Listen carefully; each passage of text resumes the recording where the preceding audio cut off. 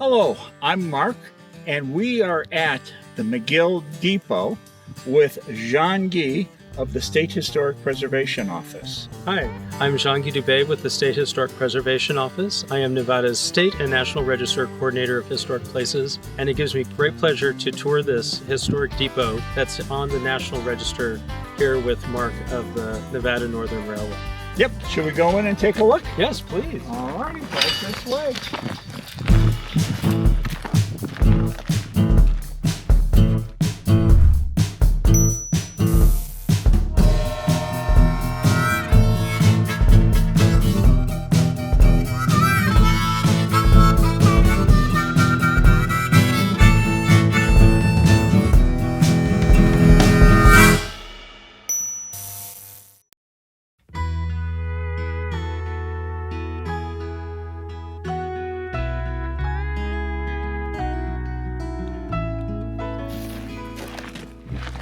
There were three major communities that the railroad serviced down here in White Pine County. There was the copper mine at Ruth, the railroad headquarters at East Ely, and then McGill. McGill is where the mill and the smelter were. When the railroad came to town in 1906, there were only a few hundred people living here. And so you're doing a railroad, a mine, a mill, and a smelter. The copper company advertised around the planet to get people to come to White Pine County, Nevada, and the vast majority of those people got off here at the McGill Depot to begin their new life in America. We have a SNPLA grant, and as part of our SNPLA grant, we're going to put the track back into service. And our idea is to build a turntable out there. Oh, okay. So the train comes in, they cut off the locomotive, run it out to the turntable, turn it, locomotive goes to the other end of the train for the trip back. That is Steptoe Valley right there.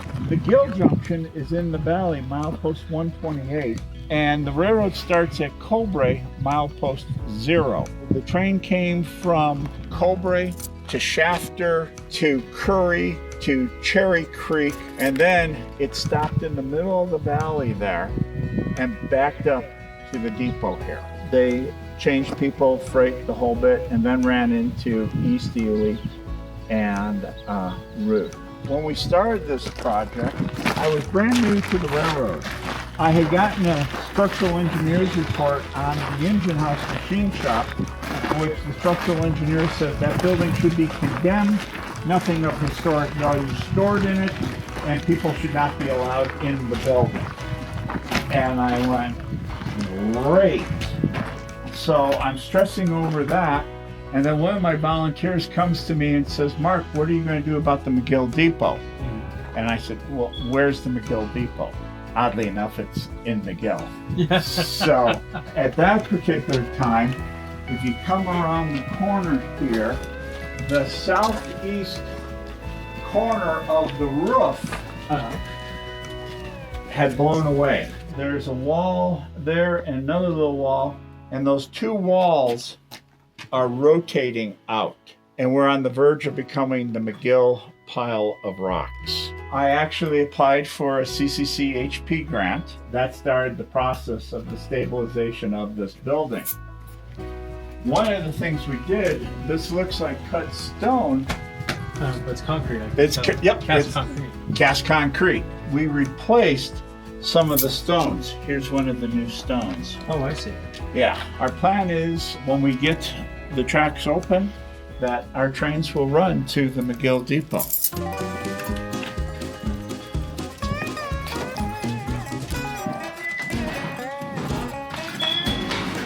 There were two waiting rooms here. This is the men's, and then through that door is the women's waiting room. And both waiting rooms had their own ticket window.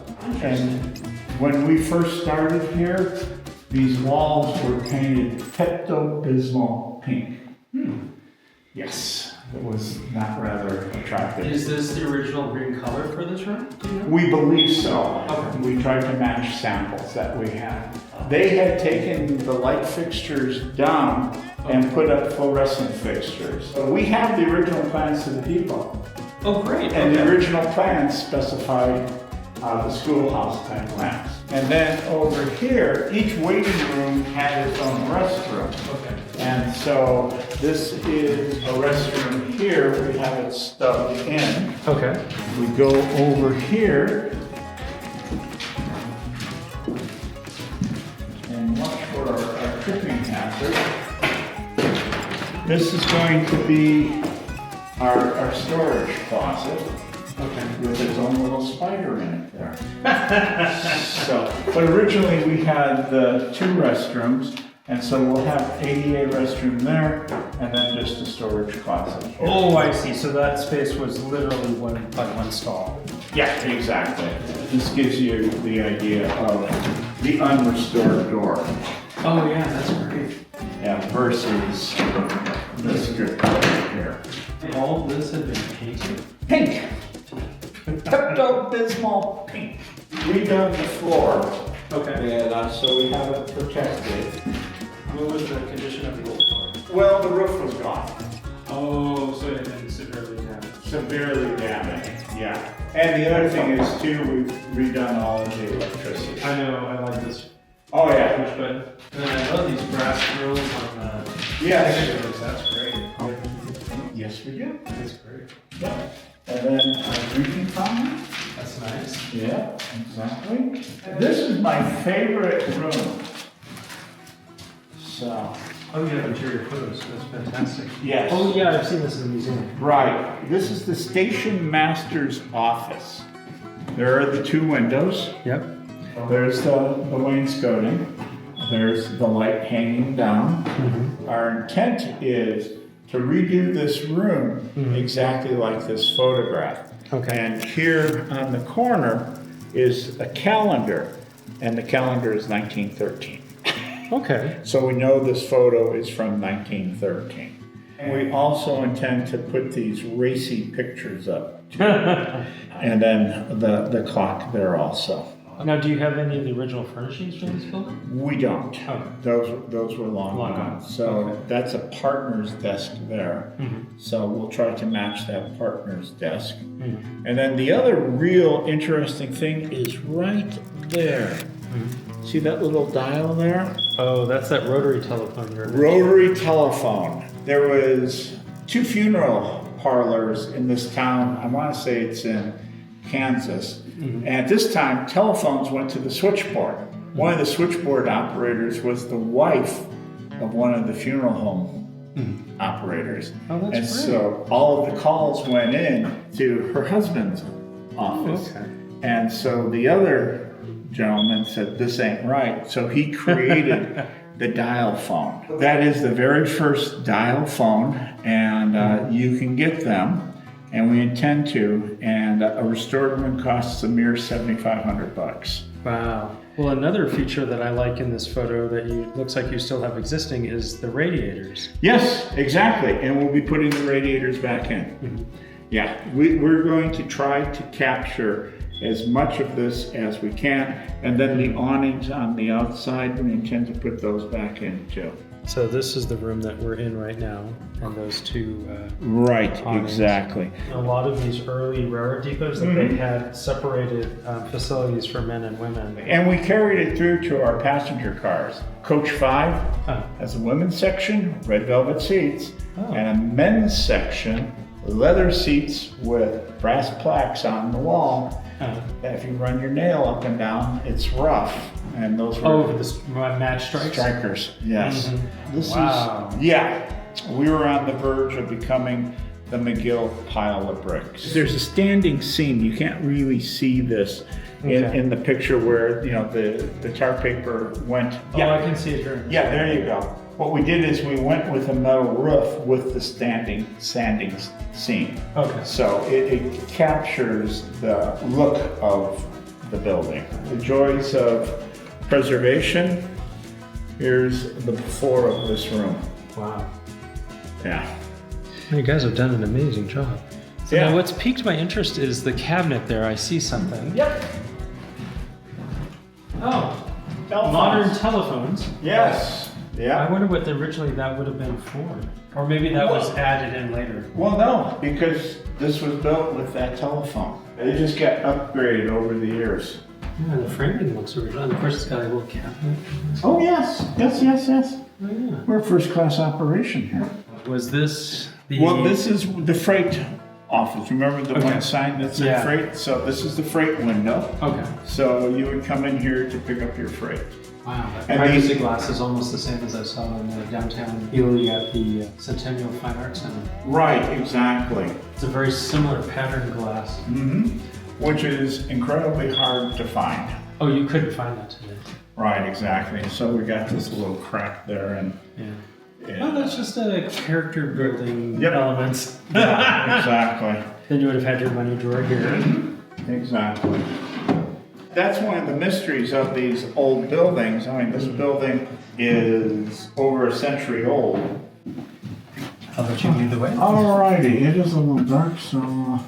This does have a little station agent's room up there. The steps are incredibly steep, so... Oh, yeah. So he had an apartment upstairs? He had an apartment upstairs, and the station agent actually had a house that was just to the east of us. Okay. So that would have been for one of his helpers. Oh, here's the original one of the original toilets, it looks like. Yep, exactly. And this was in the picture of the office. Okay. So this will be going back into the office. Our scale. Fairbanks standard number 1. Oh, Yep. this one matches yours inside the mechanics shop at the Healy grounds. And yep, it's a Fairbanks as well. This is the repairs we had to do in that corner. Oh yeah, I can see where you rebuilt it. Yeah. But you did a really nice job of matching the original woodwork over there. Yeah. To that, yeah. Yeah, exactly. To the wiring. Oh yes, yeah, the knob and tube wiring. Yeah, you can just see it there. The railroad grew up with electricity. Basically, to do an electric circuit, you got a positive and a negative. You can't have them touch because that's bad. And they took these knobs and they attached the wire to the knob. Yeah. And then ran it so you had your positive and negative. And then when they hit a wall, there was a ceramic tube, and the wire would run through the ceramic tube through the wall. We have more knob and tube up there too. Oh yeah. All the knob and tube has been deactivated and we have new electricity in. So these are the huge freight doors. You would open those to haul the freight in and out. And then in this corner, we have some of our graffiti. Yeah, I noticed that. I've seen that on so many of Nevada's depots. Oh yeah, yeah. And some of them going back to like the 1870s, 1880s, or Mhm. 1900s. A lot of it was from like railroad workers. Usually wasn't hobos, but they weren't hiding in the depots. No. Well, It was that's- actually the workmen and Yeah. people that worked for the railroad. And over here is the ice room. Oh, interesting. Nice thick door. Yeah. Yeah, see, here you go. Somebody's handiwork of graffiti. Oh yeah, there you go. Now here it says 44, so that could have been the year that they wrote that. A lot of times they would use like coal and stuff to write on the walls. And this is what Con was talking about. More paper. Yeah. Yeah. More paper. Eventually, all this will go down to the archive. And of course, you got your little bottle of alcohol there too. Oh yeah. Yeah. Interesting that this was an ice room. The nice thick door Yeah. there. And here, guys, there's some more of this graffiti back there on this one.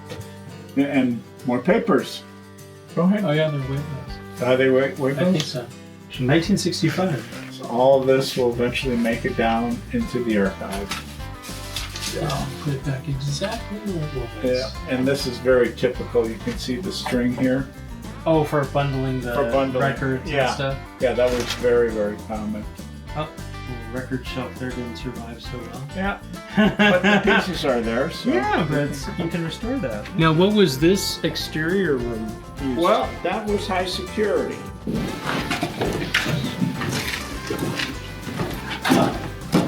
Valuables would be put in here. Maybe like, would have been the baggage room, possibly? Yes. Okay. Yeah. Well, I think for the high value, because all of this is the baggage room here. It's definitely unique. Yes, it is. No two of their depots are built the same. Your wooden eaves, they match the ones at the Ely Depot too. So the boards run perpendicular to the walls. Most traditional depot construction, that feature, the boards run parallel, like this. Oh, okay. That must be a signature thing to the Nevada Northern Railway. Very well could be. We kind of sort of did things our own way out here. If we followed any practices, it would have been Western Pacific, because a lot of our guys came from the WP. I'm definitely seeing patterns and connections in the construction and design of these buildings. This is a nice little platform scale.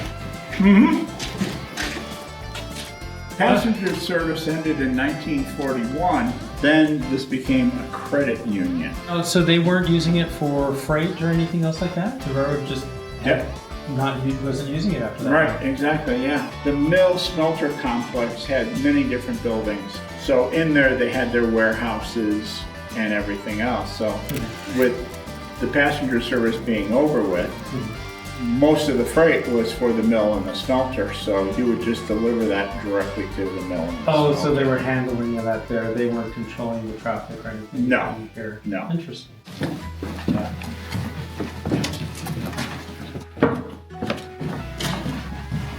What I consider this building is a micro Ellis Island. Because again, the railroad advertised around, and so people would come from Europe, or the Orient too for that matter, and they come across on the big ocean liners, go through Ellis Island, get on a train, and then come across. And they would get off at Cobright, and then come south, and if they had a job at the mill and the smelter, this is where they would get off. And so this is where they began their new life in America.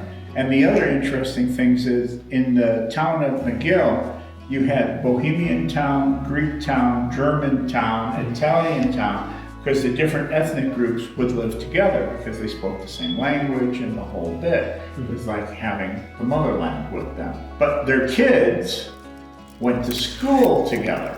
Ah, okay. Yes, and so they went to school together the whole bit. They fell in love, they married, and so this is an example of the Great American Melting Pot. This is where these people chase the American dream. And what do we want for our children? We want our children to have a better life.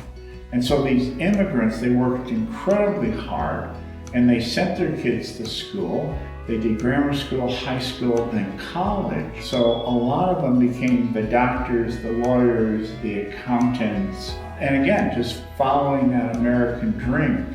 They shut down the mill and the smelter in 1983, and the last thing that was left was the stack.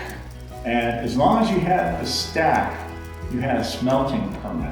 But the stack became a hazard to air traffic the whole bit, and Kennecott was never going to build a new smelter. Typical Americanism. We blew it up. And it was a big party. And people came out here, barbecues, the whole bit. Boom! And the stack went down. And the Kennecott GM at the time had tears coming down his face. And someone asked him, "Why are you crying?" And people are going, "Yeah, you know." And he says, "They don't understand. We just lost part of the dream." Yeah. That stack served as a beacon for people around the world to come here and get good jobs and follow that American dream. And now it's all gone. And instead of celebrating it, we should mourn it.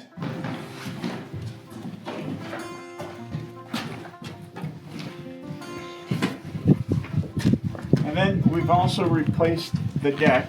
The oval was pretty much shot. If you study the wall, Yeah. you can see where the new blocks are. Yeah. Yeah. I mean, you did a pretty good job of Yeah. matching it, at least the detailing. Yeah, you can see over there more of the new blocks in there. Now, was it a matter of the face had deteriorated, or like the They were entire... cracked through. Okay. There's one or two that you'll see still had cracks, and we decided it wasn't a structural crack, so we left it. But the ones we replaced, they were really bad. When the roof went away, these two walls are pretty short, and they're only being held there by the concrete on the top. Mother Nature is causing these walls to rotate out. It had lifted the roof, and so it was rotating out from the top. Yeah, we almost wound up with the McGill pile of bricks. It was quite the project. Once we get this track open, it is going to be a beautiful trip there. We've been working on this since about 2008. Wow. Yeah. That has weathered a lot. Welcome to the high desert. Yeah. It's old glass and it's starting to turn purple from having some of the lead content. I cannot believe how much this has weathered. And this is probably original to what you said it was 1906. Well, this is 1909. 1909. Okay. Although we do get rain, you can see it right here. It's just washed out. And the other interesting thing is too, so this is original, no tie plate. There's a tie plate there that supports the weight of the rail and spreads it out, whereas this it's interesting because this is pressure treated, so is that, whereas this is not. Probably one of the original ones. Yeah, so this is a later replacement. Yes, 1970. Now, is this some of the ore containing rock, or is... Yeah. Yep. It's scattered everywhere. Again, it's very, very poor copper ore. Okay. It's only 1%. So if you got a ton of copper ore, 99% of it is waste. And, and that waste is dumped in the valley there. Oh, okay. If I remember correctly, they've raised the valley floor about 65 feet. So just from waste from the mining? That's incredible. So that's like a 6-story building. Yeah.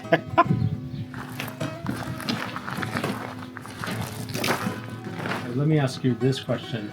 What is the ultimate goal for the use of this building once it's restored? Passenger depot. Okay. Yep. We will run our excursion trains from Ely up to here. Okay. And so that would give us a destination. And then you have the McGill drugstore here as another tourist attraction. We sort of want to mimic what they're doing with the Durango and Silverton. Okay. You get on the train at Durango, you take it to Silverton. At Silverton, they got the gift shops. In fact, one of the best French meals I've ever had was in Silverton, Colorado. We took the train from Durango to Silverton, and they had a great French restaurant there. Okay. And so we had lunch and toured the town and then grabbed the train going back. And so that's what I want to mimic. There's work on the McGill Theater to bring that back to life. Okay. So we could make this a tourism hub. Oh, okay. Is our goal. It'll change our operations 100%. Oh, yeah. So. Well, especially if you have your trains running out this way. Mm-hmm. Yeah. And the view is gorgeous, too. Yeah, this is nice. This is very impressive. And then the other idea that we have, too, the McGill pool is just about a mile and a half away from here. Okay. And it's a natural pool with a natural hot spring in it. So the idea is that we would bring the train out here, have bicycles here, and you can ride over to the pool, spend the day there, and then come back. Wow. Yeah, we have a lot of work to do, but we've always had a lot of work to do. And what's the anticipated time frame?